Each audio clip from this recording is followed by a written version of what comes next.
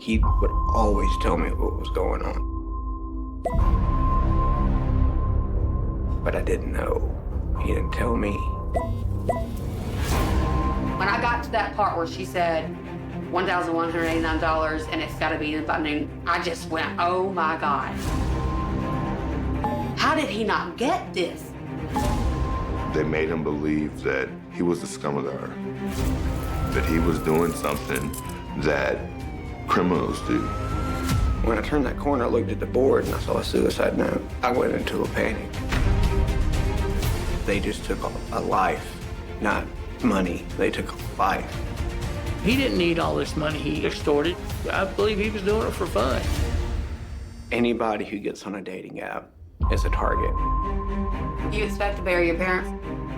You're not supposed to bury your kids. He was such a great guy. It was a tragedy.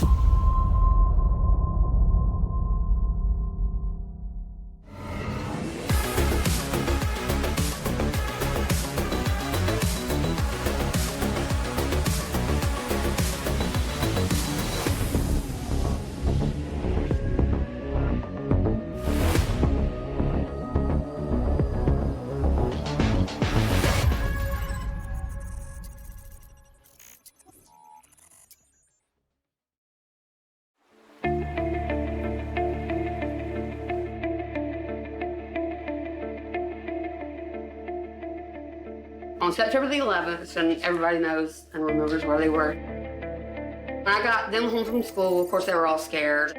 The whole day, right, the footage was just being ran. Both of the twins were sitting on their knees right in front of the TV. And then they both turned to me and said, Mommy, we're gonna go fight those bad guys one day. From there on, it was Army costumes for Halloween. It was started getting in shape. I've never seen somebody so determined in my life to do what they wanted to do. Having a twin is both a headache and a blessing. The blessing part of it was you were born with your best friend. Nobody was closer to me than Jared. Still no one's closer to me than Jared was. He always wanted to be a soldier. Like, since we were kids, that's what he wanted to be. Like, he was dead set on it. And I told him, well, if you go, I go. I did it at first as an attempt to talk him out of it. That didn't work. So we both went up there and we both signed up. But my daughter had just turned 1. I looked at Jared and said, I can't leave this baby behind.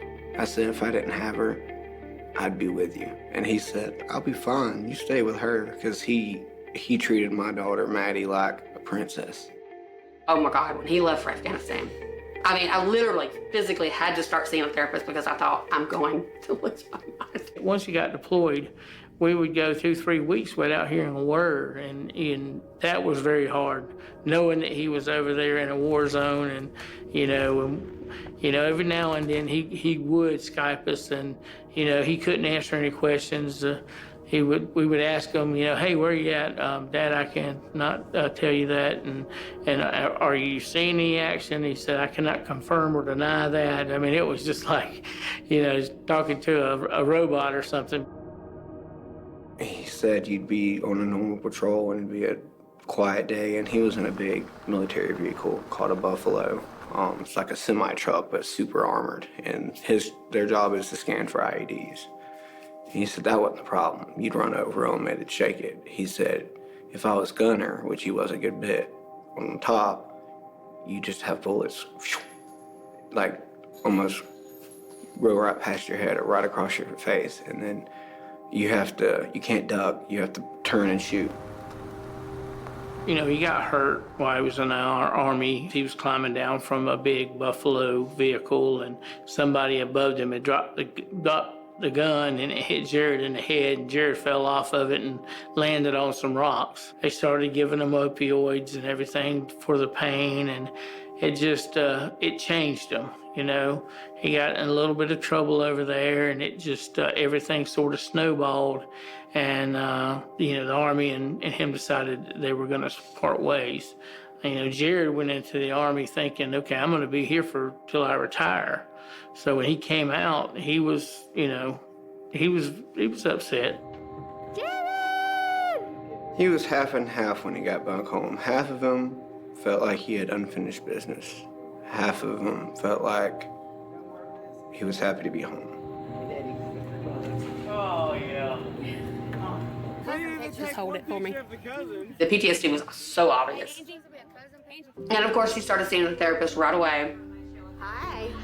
Hey, buddy, what you doing? Hey, buddy, what you doing? You know, when you do get diagnosed with PTSD, you have to, I guess they worry about their mental, and they should worry about their mental health, absolutely. But he was never satisfied. He wanted to make a life out of the Army. That was his plan. It was a little shaky at first, but once he got his feet on the ground and started, you know, doing well, he got a girlfriend, and before too long they had a child, and it was just, that was one of the best things I think that happened to him as far as his PTSD, is having that child, because you know what, the world changed for him then. He wasn't worried about the world, he was worried about that little baby he had in his hands. That became his world. You could tell he was trying to be that happy, I'm still gonna make everyone smile. He was trying to make that still his thing, but in the back of his mind was what he had to do in the Army, and the remnant, you know, in the back of his mind still hurt him. And then loud noises, big booms, stuff like that would always put him in a panic. We went to watch fireworks downtown on July 4th, and just the boom of the fireworks was way too much for him. It was like our second week of our apartment. We just moved in our apartment, and I don't know what it was. There was just this loud boom, and Jared just got into a cold sweat and freaking out, and he was in his closet and kind of like rocking himself. And I just held him and said, "Hey man, you're home. We're here." He called me at 11:04 a.m. and was talking to me. He was on his way to take Jackson to his other grandmother's. The fact that he called me twice that hour was different for me, and I worried just because, like I said, it just, son, you don't sound right. Just, okay, yeah, what are you taking? All right, make sure you call me. And I just had no idea. He never not told me anything. Like, he would always tell me what was going on. He never hid it. And he did, and I don't know why. And I was supposed to go home that next day for lunch at 11, and he died at 12. It's a regret I have. I feel like I might have stopped him, but I didn't know. He didn't tell me.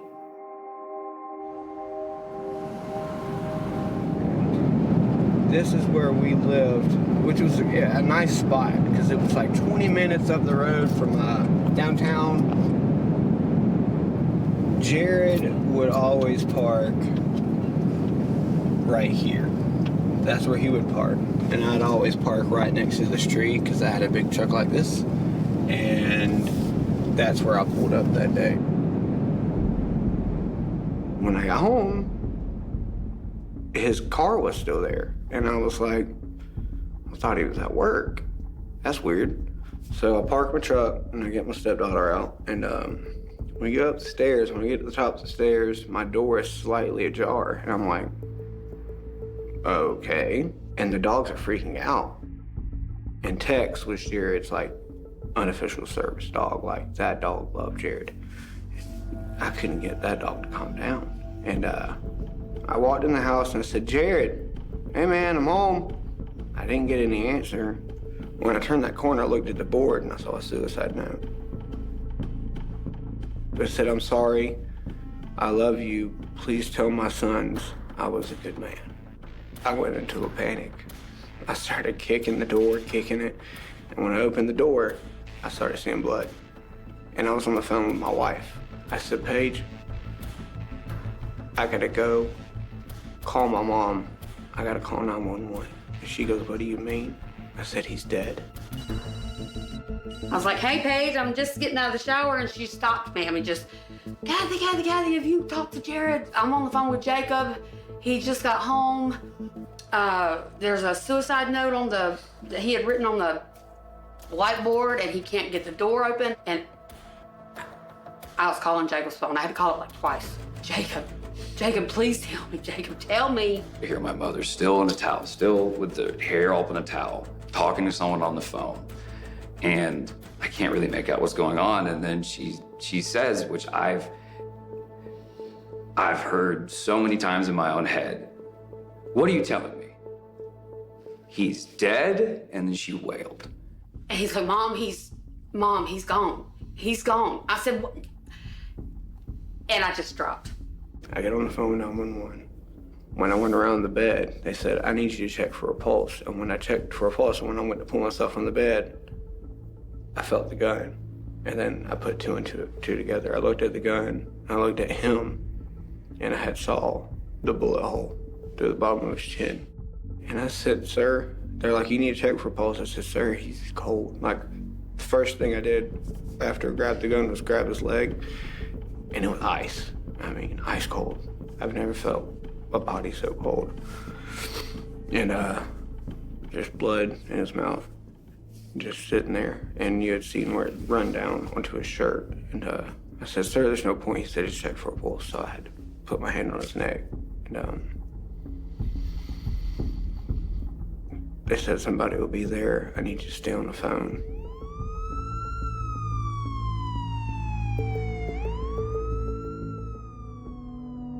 Jacob called, and he just kept saying, "Jared's dead, Jared's dead." And I mean, I just pulled over the side of the road. I just remember sitting on the side of the truck, and I can't tell you how long I was there. After that is when the girl he was seeing approached me. So they had collected all of her family in the clubhouse of this apartment building. I hadn't had a chance to even process what I had seen. And she said, "I need to tell you something." And I said, "Okay." She goes, "Jared was texting this girl. Apparently she was underage, and the parents were threatening to send him to jail."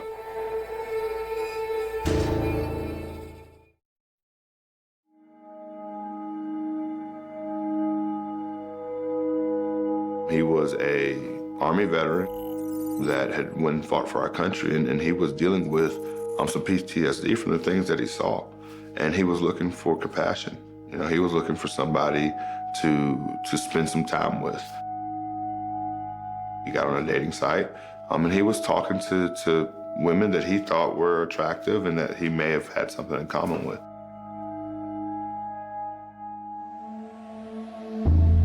The next morning, it was still the same. Everybody was over. My dad had finally showed up. After a few hours went on, I said, "We need to tell you something." And the girl Jared was seeing was with us the whole time. And so me, her, and my wife had pulled them aside and told them what she told us. Well, Mom wanted Jared's phone, and they wouldn't release it.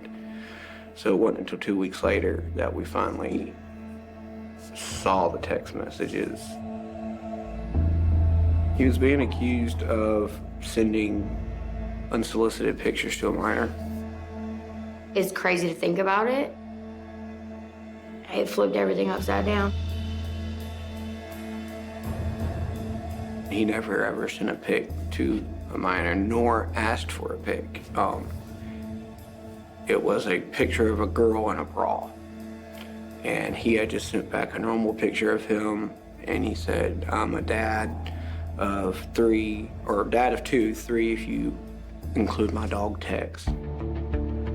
When you looked at Jared's profile, it was what you would expect an American veteran to be. Some of the portraits that he sent to her were nothing obscene. They were pictures, again, you know, of his life, of his dog, of him enjoying himself. And these guys took that and they ran with it. And then they contacted him and told him that they were an underage female. That's when the parents messaged him, "You're gonna go to jail, you'll never see your son again." And then they even spoofed the number to make it look like Greenville County was calling. "I'm a detective so-and-so," because that's another thing the girl told us, was that a detective had called him while they're at the grocery store saying to do what these parents told him or telling him, or they'll arrest him. That was a red flag right there. You know, if you're in trouble for, having underage pictures or sending pictures, They're not gonna tell you, hey, just pay that person. The cops don't do that. He thought the people were gonna see him as like a pedophile or something, and then that is what, in his head, I think is the main thing that made him do what he did.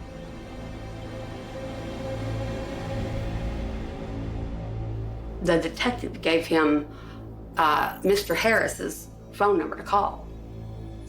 And so my son, instead of running the other way and never wanting to talk to anybody, because he was taught honor, and he always was that way anyway, calls up the filer and says, hey, let's get this straightened out. At that time, I knew that we didn't know what had happened. I just knew something was wrong. They made him believe that he was the scum of the earth. They made him believe that he was doing something that criminals do, that people with no morals do, that people who have no backbone do, and Jared was the exact opposite of that. Mom was able to put two and two together, and that's when things started to change. He died September the 11th. We buried him on the 18th. We didn't get the phone back till September 27th. We got the phone back.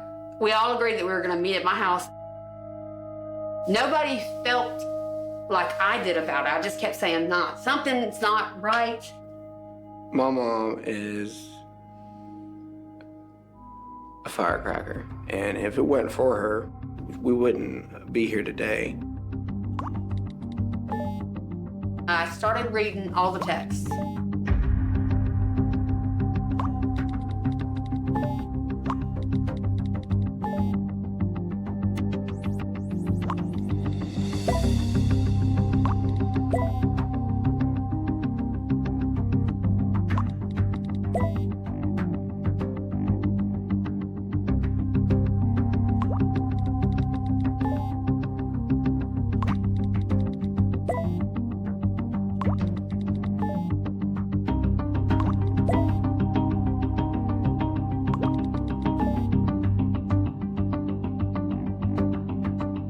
That's when the parents messaged him, the dad saying, hey, look, we can overlook this. Her mom wants to send you to jail. When I came to the part when the mom said, well, the only way I'm gonna accept it is if you'll pay to have her phone contract ended and get her a new phone. He said, okay.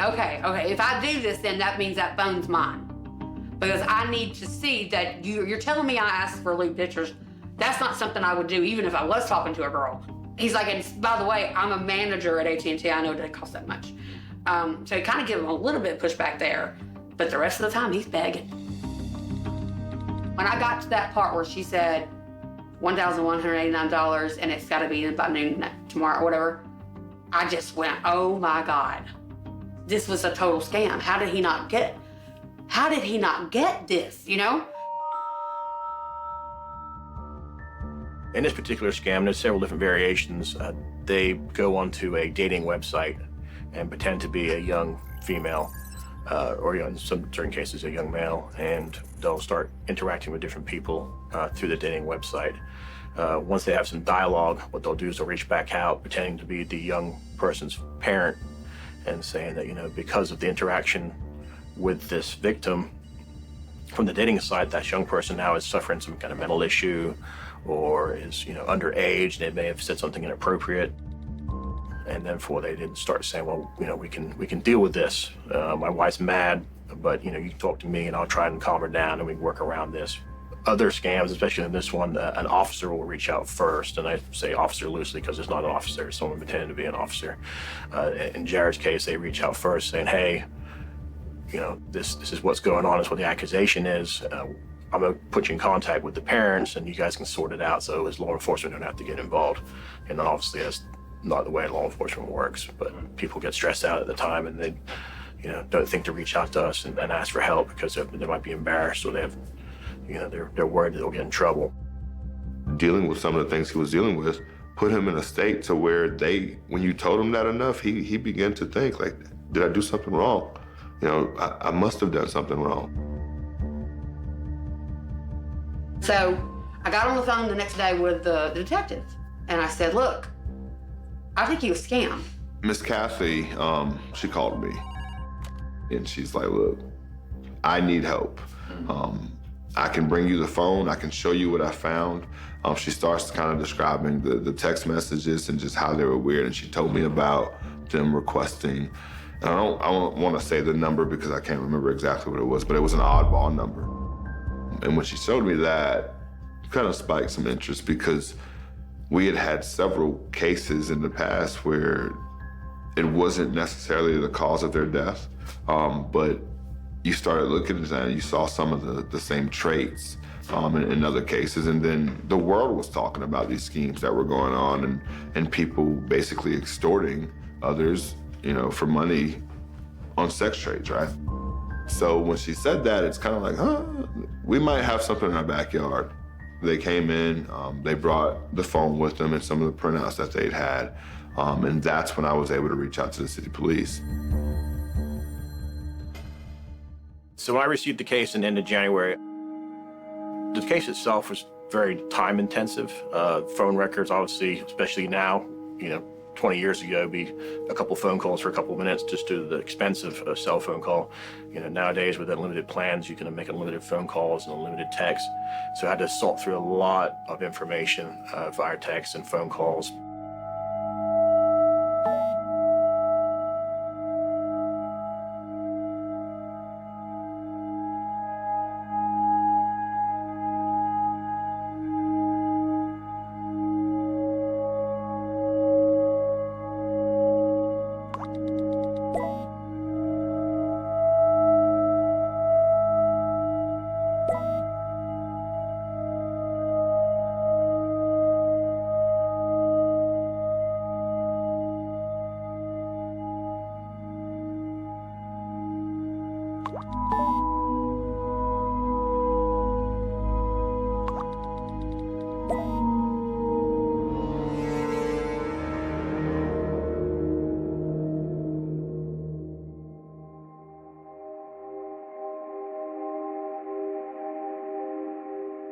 I sent text from my phone. And I said, hey, this is Kathy Bowling. I'm Jared's mom. He can't talk to you anymore because he's dead. Did you know that you were bullying and you shamed a veteran who fought for this country and was very much dealing with PTSD? I said, you targeted him. I sent them pictures of him dead in the casket. All of us looking over him. I mean, I was brutal. I'm going to find out whether or not there's an actual daughter, because I don't believe it. A week later, I get the message on Messenger that somebody wants to send you a message, right? Because she didn't let it be who she was. She just made one, and she entitled it Angels Among Us.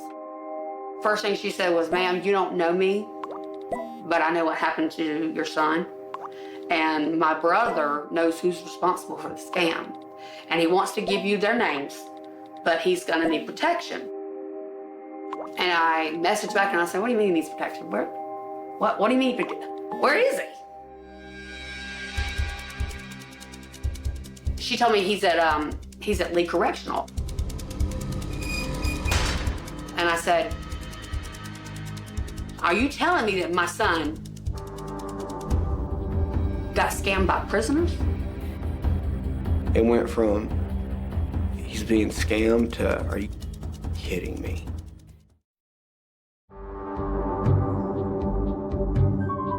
Are you telling me that my son got scammed by prisoners? Behind bars with cell phones? She said, that's exactly what I'm telling you. And my brother was in the cell when you were texting them. Oh my God, I flipped out.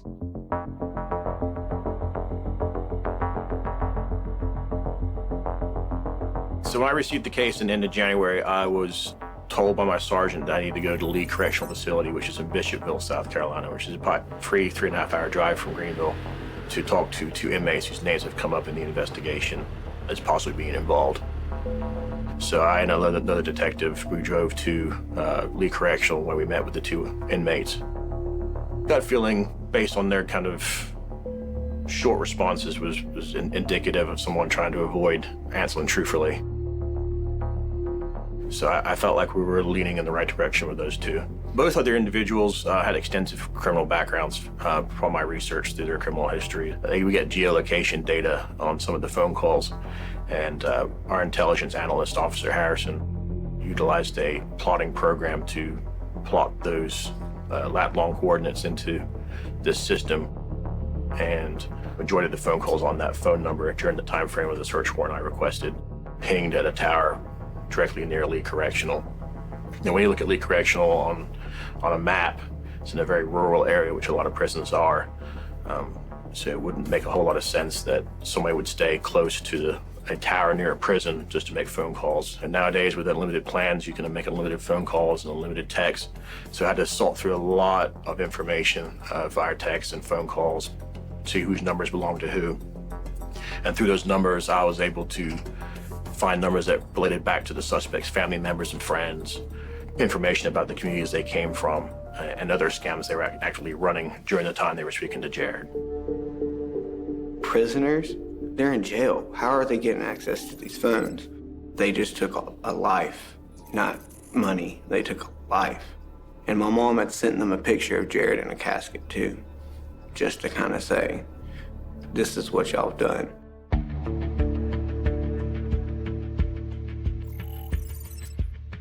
These scams, the inmates can't help themselves, and they start telling other people about it. So either they can make money, get the gangs involved for protection. Once someone comes up with a good idea, it generally spreads like wildfire. Folks that come to prisons, they're not dumb. They're smart folks. They've run, drug rings. They've scammed people. They've done things of that nature. I mean, that takes a lot of smarts. It's just a criminal mind and a criminal way of thinking. The inmates were not known to me already. I became familiar with them through the Johns call. But I mean, I knew if they were at Lee that, they were problematic inmates and they were here for serious offenses. It took till May 10th of 2019. And that morning I got a call, I was at work, and they said, we want you guys to be at a live news conference. Can you guys get down here? We're charging these prisoners with, we're gonna formally charge them. And they did a live press conference. On the afternoon of September 11th of last year, Jared's twin brother, Jacob, returned to their shared apartment and found Jared deceased in his bedroom. He had committed suicide by shooting himself. Suicide investigations are difficult and present many challenges. Detectives are often able to conclude that the departed took his or her own life, but physical and medical evidence cannot explain the why.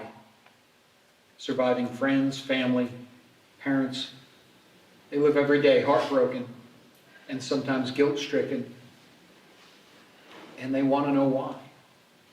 Analysis of Jared's cell phone messages show that he had been communicating texting with a woman days before his death.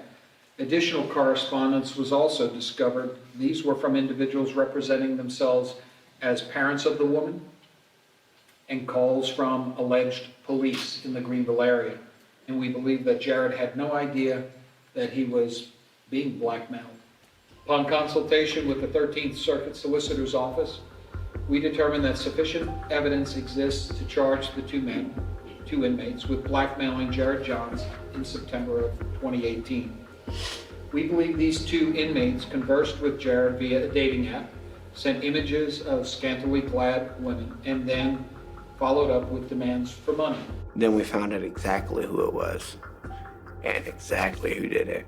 Names, 2 names, and 2 faces.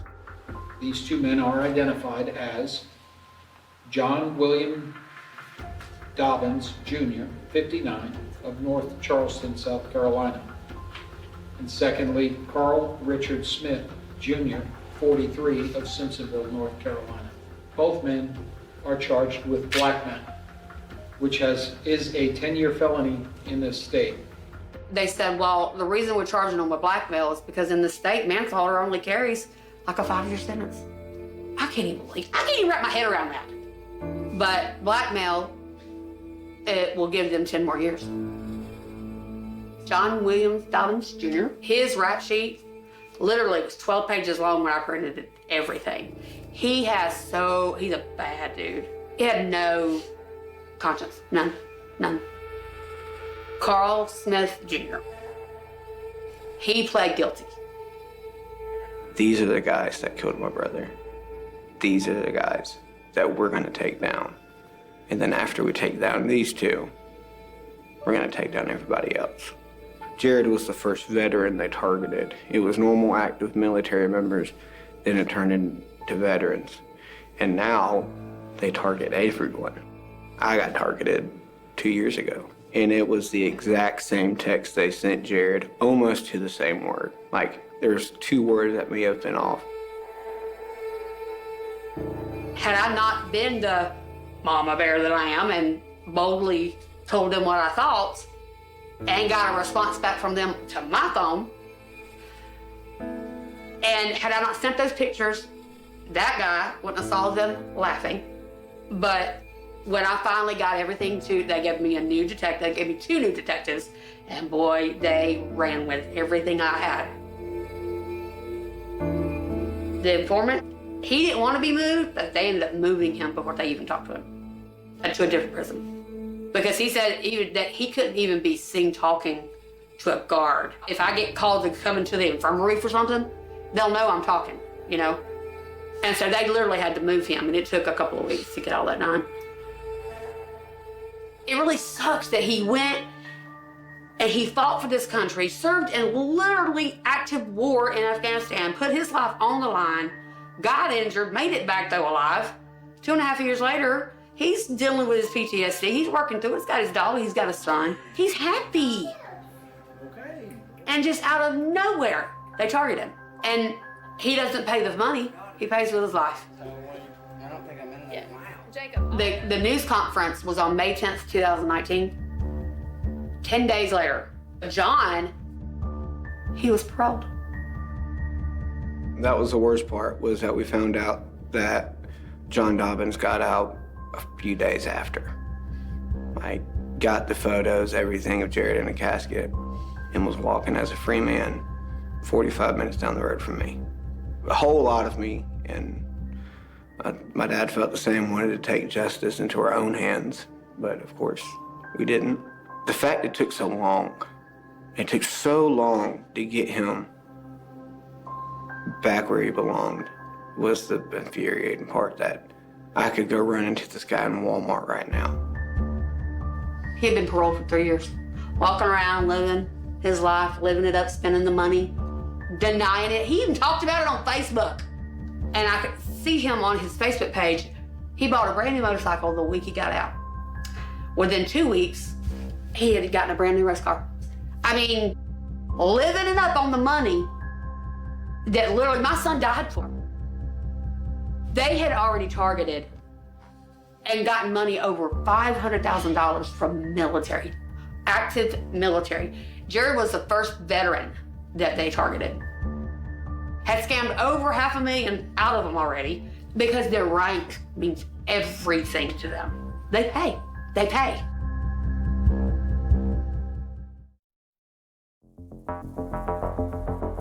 So we went into this knowing we were gonna have to fight, right? I didn't know if I could handle myself, because I wanted to kill him. The first guy, Ricky Smith, he agreed to testify against John, who was still denying it, if his sentence can run concurrent. Our judge allowed every single thing that the solicitor found out. And he found out so much more than John ever knew that he knew. More than 10, 12 times that $1,189 was a number for John, that he was scamming left and right, even after Jared died.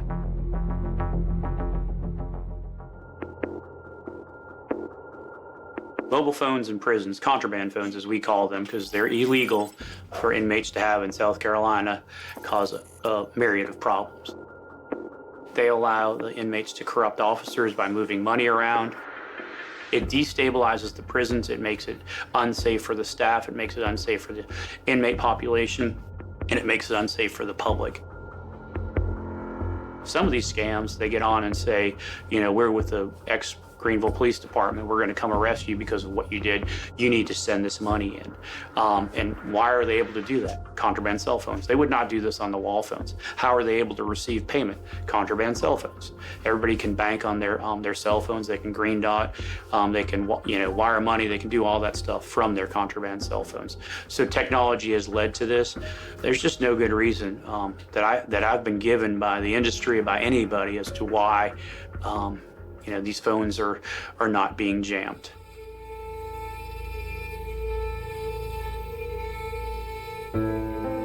I remember doing the impact statement and for the family. I tried to write it down, but after doing it, I just decided it needs to come from our heart. And, I told the judge and John Dobbins, what a great future Jared had, and how he was such a great guy.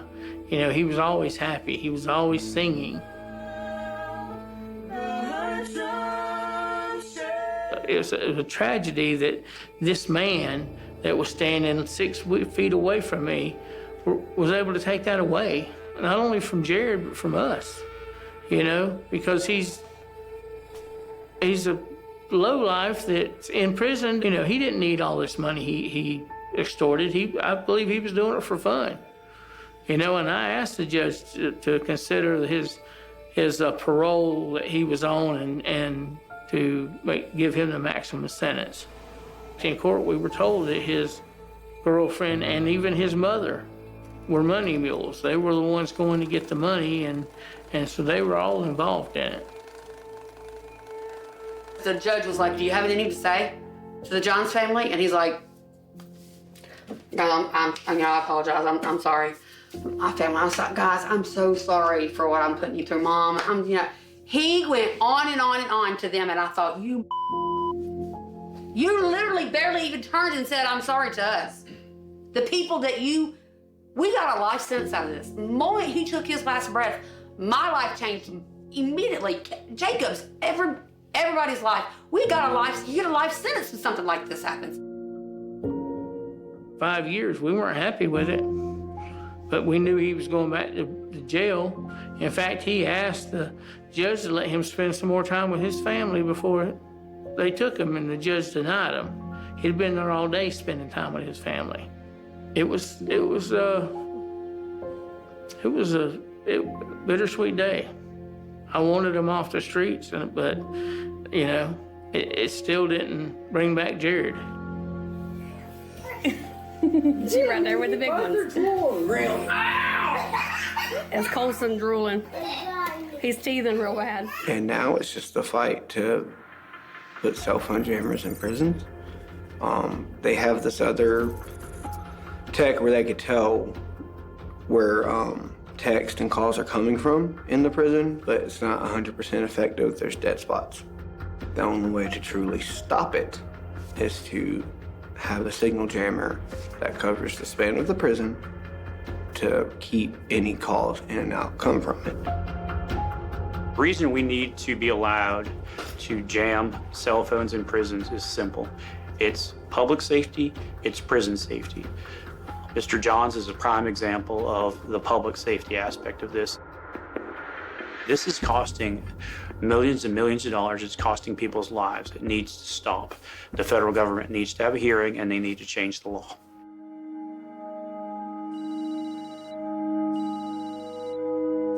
Since all this happened, we have become aware of even more scams in South Carolina, and the big word that came of all this is sextortion. My understanding of the scam is that it started small, and over the span of 6 years, it's nationwide. It started here in South Carolina, really. It was first military and veterans. Now it's anybody who gets on a dating app is a target. It's a relentless nationwide scam. And the fact that it's so big and yet nothing's yet to stop it is sickening. I could promise you 9 out of 10 men in the upstate where I live alone has probably gotten the same text message of, "You've done this wrong, you've talked to my daughter wrong." I mean, it's a lot. You could get on a dating app right now, swipe for a few days, and you'll get that text. We've proven that we can't keep the cell phones out, but damn it, I can keep that signal from them being able to get the signal. Virtually, they're out here walking amongst us, even though they're behind bars. The law needs to be changed to separate telephones from cell phones so that they can be jammed. I know 30, 40 guys have been saved because of my son's death. And the amount of people that have messaged us or posted on the Justice for Jared group of how Jared's story saved them, that's enough for us to be happy. Not that Jared's gone, but that Jared is saving lives like he wanted to in the Army. It feels good. It feels good to hear these stories of you saved my son. You saved my life. I didn't do nothing. Jared saved you. Jared saved all these people just by us sharing his story.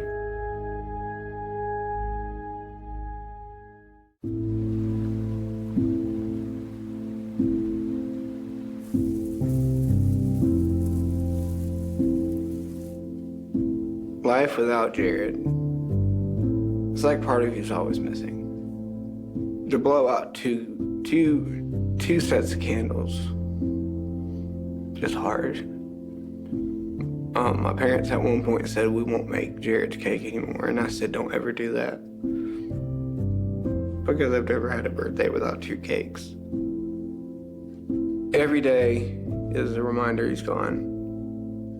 For families and friends of veterans or active military that have PTSD and are going through problems, just talk to them as much as you can. Be there for them. When something like this happens to them, be there for them.